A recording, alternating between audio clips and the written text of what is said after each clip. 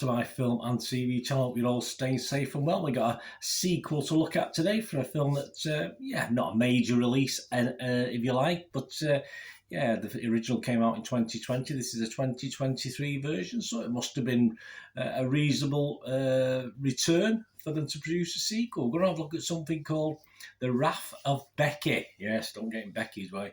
Please, if you're new to the channel, push that subscribe button, push the bell notifications, everything film and TV, of course. Film reviews, information blogs, lots of different things. And I'm trying to just get, guys, if you can help me, just hit that button now. I'll be about 6 or 7 minutes longer this, so you can stick with me, but just hit that little like button, that little thumbs up button. Be much appreciated for the channel. I would gladly welcome it. Thank you very much. Yes, we're going to have a look at The Wrath of Becky. It's an 18 certificate here in the UK, or an R rating if you're in the US, etc.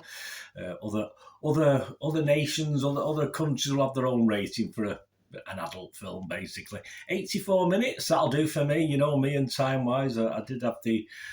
what's the word? I would say, well, it certainly wasn't a pleasure, but Beau is Afraid I watched the other day, which was nearly 3 hours. This was a refreshing 84 minutes. It flew by. An action thriller directed by Matt Angel and Suzanne Coote. Angel or Angle, don't know how to pronounce it, could be Angle, wrote the screenplay based on a story by himself and Coote. The film is a sequel to the 2020 film Becky, as I said, and features. I've not seen it. I've not seen Becky. I'm sorry, guys, I haven't seen Becky.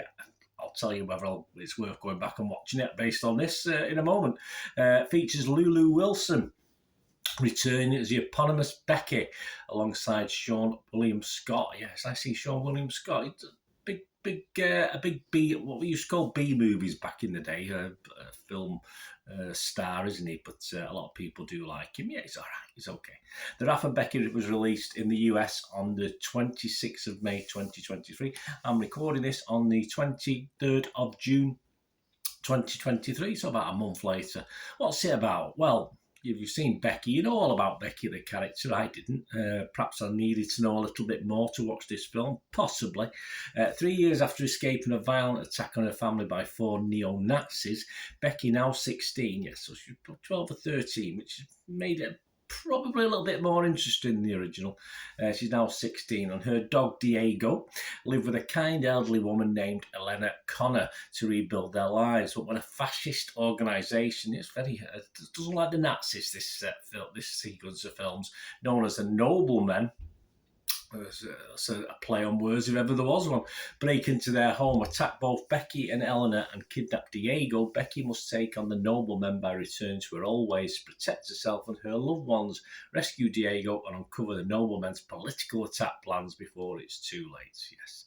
Internet Movie Database rating for the original Becky film, 5.9 out of 10, so just a little bit below, but it did get a 71% approval rating on Rotten Tomatoes, so it was probably worth putting out another one to try and gain from the first. Some people think the sequel is better, so hey, I've not seen it, I can't say.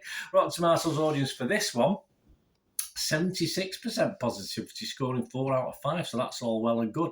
And yes, to back up what I just said, Internet Movie Database is coming up with 6.1 out of 10, so a little bit better, or almost 2,000 scores and reviews.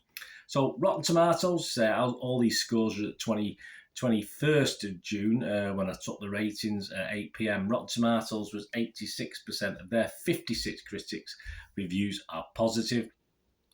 The website's consensus, bringing Lulu Wilson back for another round of whooping on bad guys. This Wrath is one Becky with a good sequel. Not seen the original, as I said, but this is not as edgy and funny as it thinks it is, this one. Yes, the dark humour never quite worked for me in this, perhaps because I don't know the characters as well as I should do. 48 fresh, 8 rotten, 6.9 out of 10 was... so it's okay. It's okay, Rotten Tomatoes. That's healthy. Brian Tallerico from RogerEbbett.com, he said, there's a charming simplicity to a genre film that can be introduced as let's just kill some fascists. And Angel and Coote know how to pace and deliver this kind of gut punch of a movie. Yeah, certainly no bells and whistles with this one, that's for sure. Guy Lodge from Variety said, The Wrath of Becky is entertaining enough, but perhaps inevitably with its heroine grown to near adulthood, the novelty is a bit dulled now. Yeah, I do, as I said, I did mention it before. She was probably 12 or 13 in the original.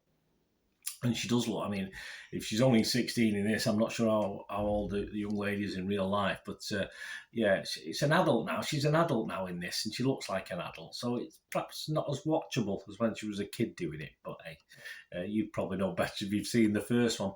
On Metacritic, the other critic site we look at, it's only got a score of 51 out of 100, so they're not convinced. Just 9 critics, so 3 were positive, 4 were mixed, and 2 were negative. And it scored anything between 25 and 100 out of 100. One of our regular inputters, Roger Moore from Movie Nation, gave it 38. He didn't like it. Expected to catch lightning in a bottle twice, he said. It was mostly wishful thinking on part of everyone involved. So I don't really caught it twice. I don't really caught it once with this one. I will try, though. I'll tell you now, to watch the original. So it wasn't too bad. I'll try and get back and watch the originals to see if the humour works, the dark humour, and it works for that one. The New York Times' Jeanette Katsoulis give it 50. She said the subsequent slaughters are inventive, the pacing lively, and the cat and mouse structure entertaining. But the rodents themselves are, well, aside from their suave leader, played by Sean William Scott, such misogynistic morons that Becky's predominance is never in doubt. Well, I've never met a hillbilly or a fascist in a film who wasn't a moron. Well, apart from the Clampets, of course. We can't call them, can we? Pace Andrew Crump, though, he liked it. He gave it 72 out of 100. He said, it's possible to fuse pulp with prestige while still saying smart things about the seismic political shifts required for creeps like the Proud Boys to skitter from the rocks they live under and infest society's bitter elements. A bit deeper in the film, this. The wrath of Becky makes no such effort. It's built to thrill and made for chuckles.